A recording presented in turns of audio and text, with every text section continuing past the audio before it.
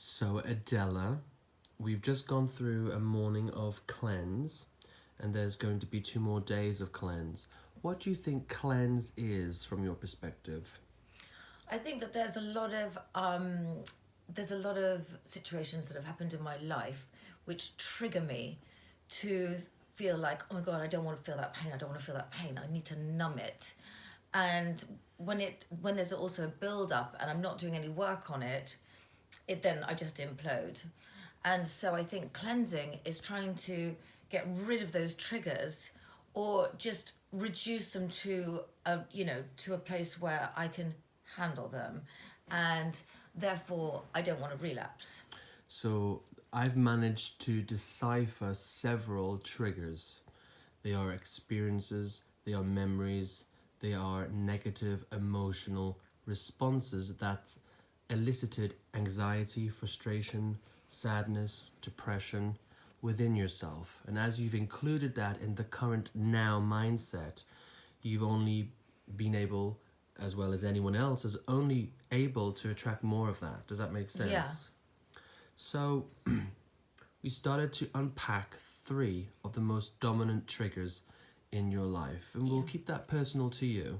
Yeah. But those triggers, those memories, those emotional responses created a feeling within you. What would you call the feeling or feeling responses to those triggers? Oh, terrible anxiety, wanting to run but nowhere to run because I'm taking me with me. Fear, just either that I wanted to isolate from the world, but in isolating I would then have the freedom to, delve into addiction without anybody knowing, but that's not true.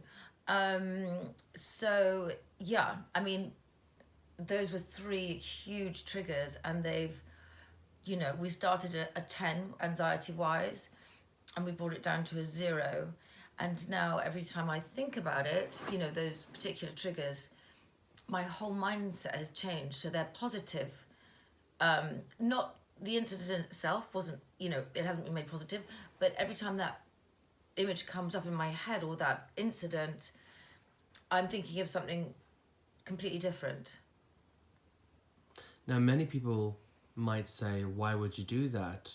Are you teaching people to just put things under the carpet? Try and pretend it didn't happen? Do you think that's what we're doing, or are we doing something else? No, we're trying to...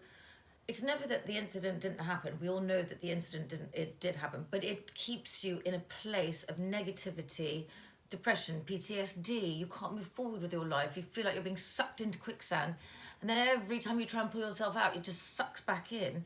And then you're triggered again. And sometimes, and then it gets so exhausting that you relapse, So with this, it gives you the freedom to move forward with your life, take ownership of your life, and it changes your mindset into a positive.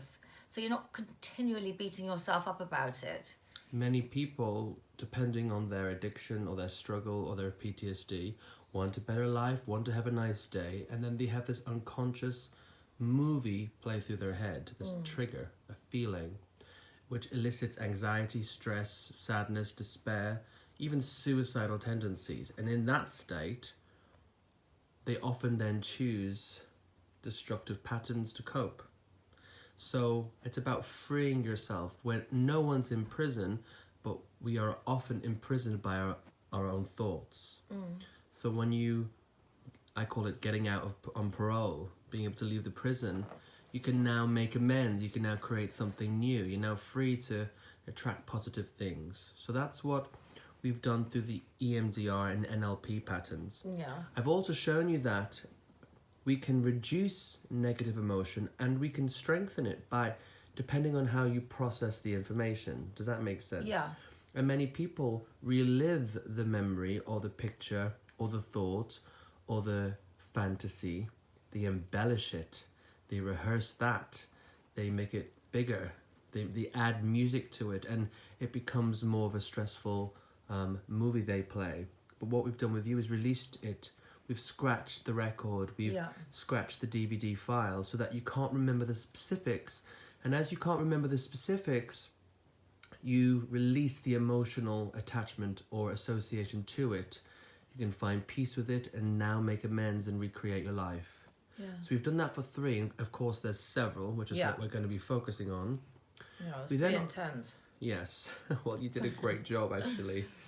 And we then looked at another part of cleanse, which I really focus on when it comes to addiction. It's called the voice of compulsion. What do you think that means?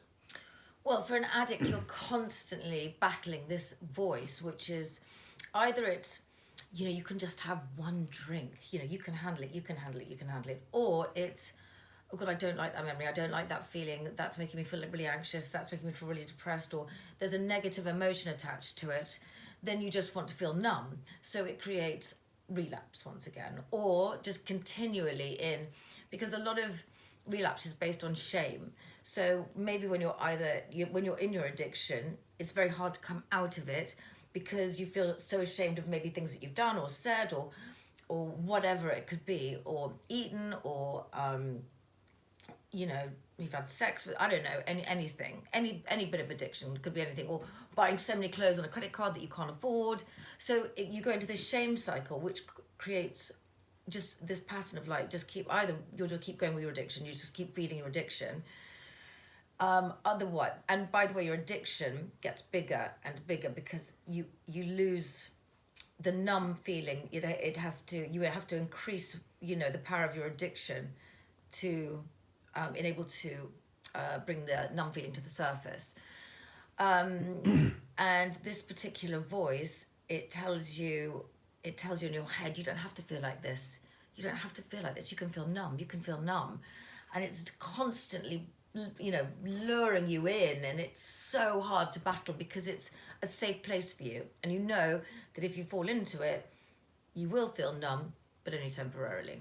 It's like a quick fix, yeah. The whole point of the human existence is to reproduce and evolve. So there's a system ingrained in our DNA, which is survival. This species must survive, so we have this coping mechanism.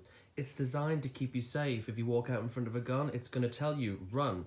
If you move towards the edge of a cliff, it's going to say, step back, what are you doing? It's this instinct to live and survive. When people lose themselves in addictions, often it's this survival mechanism saying, okay, well, just have a drink then if it will make you feel in control. Go and have sex then. Go and gamble. Do whatever you need to do to feel in control. It often guides you towards a quick fix, security coping mechanism. So the exercise we've done this morning, the voice of compulsion, allows you to take control of that voice and work with it, not push against it, and give it some new perspective, because it often feels it's just helping you. So when you disassociate from the voice, and the voice is not you, you disassociate from that voice. How was that for you when you spoke to it and give your rationale or logic to the voice? What was different gives it about less that? power, doesn't it? Now, if you acknowledge it rather than... If you can go about your day, which without triggers, being in a calm space, and being able to have a new communication with the voice and yourself, what do you think can be created inside of that setting? Well, I just think the power of positivity, the power of achievement, not resisting against, you know, your possibilities of what you could achieve in this life, you know, and just being set free. It's incredible. I always say everyone has, you know, their own petrol tank or gas tank each day. And whatever you focus on is taking a piece of that energy, that gas. And by the end of the day, it's gone. It's gone towards the things you focused on consciously or unconsciously. And so many people's energy consumption is going towards unwanted resistance, pain, fighting something, grieving something, trying to overcome something, when we could now use all of this energy towards, what do I now want to be, do and have? Who must I surround myself with? What can I now create? What I'm inspired by? We want to use all of that energy for that. Yeah, so that's where we're going. But we're going through cleanse. We've just begun. Do you accept, just through these small processes so far, there are new choices, there are possibilities, and you can slowly chip away at any resistance that's been hindering you. Yeah, I do, absolutely. Now, there are many people who follow you, who are inspired by you, that may not be addicted, but they might have PTSD, post-traumatic stress syndrome. I've worked with many soldiers. I've worked with people that have been in car crashes and they remember seeing the experience and they're traumatized by it. People that have almost had plane crashes, people that have been burned or attacked or raped, all kinds of things. It's a memory. As your senses have experienced that, your mind will record that. And if that's your movie each day, what do you think your life becomes? So many people following you. A living nightmare. Yes. So there's all types of versions of PTSD, depression, sadness, suicide. There's all kinds of things. People that are just hurt that the partner's left. All kinds of things. So you're just giving people hope, I hope, by showing your own resilience and strength, which is a beautiful thing. Anything you want or you think your audience would like to know or feel you would want them to know about what you're beginning to see or the possibilities you feel I think that are possible? you know, obviously I suffered from low self-worth for so long. You know, some people wouldn't think that that was true because of the way that I'm very bubbly and, you know, I'm kind of like out there and try and make everyone laugh. But it is for me, it's a sense of freedom, you know, not to be kind of locked in that story anymore, not to be kind of like going back to that, those flashbacks, you know, are so painful and raw. And then what happens then is then you get stuck in this kind of like really negative space. And then, you know, things just, you know, you can keep a lid on it, you can keep a lid on it, and then suddenly, like I said earlier, you explode. It's impossible for a human not to, you know, when things are so raw and so deep, and it feels like you're living it every day. We spoke before about we often make decisions depending upon the emotional state that we're in. And if we move down into those negative, low vibrational states of frustration, anger, depression, anxiety, and if we try and do creating our goals from those states, we often can't do it because we don't feel inspired. If you go down into those states that I call ghastly, you often see the world through that lens. Yeah. If you're frustrated, you see frustration in the world. Yeah. If you're anxious, you feel anxious about people being around you. If you feel angry within yourself, everyone bothers you. Yeah. So we want you in those empowered states. So that's what we're doing. We're chipping away at it. You work very hard. You're very focused. It's great. So we're going to keep at that. So well done. Okay. Bye, guys. Love you.